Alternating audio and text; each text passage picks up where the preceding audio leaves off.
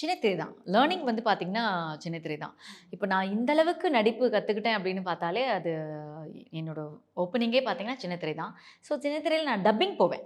Dubbing என்னோட என்னோட dialogues நான் டப்பிங் பேச நடிச்சது நம்ம ஒரு மாரி இருக்கும். அங்க பார்க்கும்போது, "இது இப்படி பண்ணியிருக்கலாமே, இது இந்த இடத்துல கரெக்ட் பண்ணியிருக்கலாமே" அப்படின்னு சொல்லிட்டு, நெறைய டப்பிங்ல இம்ப்ரூவைஸ் பண்றது வந்து எனக்கு சின்ன திரையில தான் கிடைச்சது.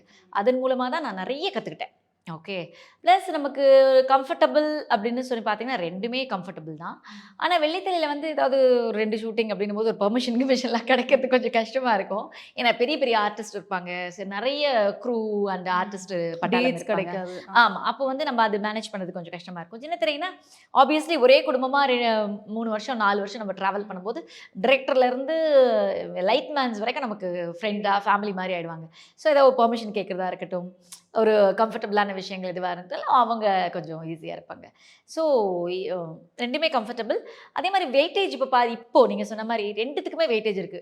சின்ன திரையில இருக்கவங்க டக்குன்னு டாப் ஹீரோவா ஆகுறாங்க, டாப் ஹீரோயினா ஆகுறாங்க. ஸோ மக்கள் வந்து 2த்தையுமே பார்க்குறாங்க. ஆனா டெய்லி மக்கள கவர் பண்றது மனசுல போய் நிக்கிறது சின்ன திரை. அது ஆப்வியஸ்லி எப்பவுமே மறக்க முடியாது. ஸோ 2மே என்னோட இதுல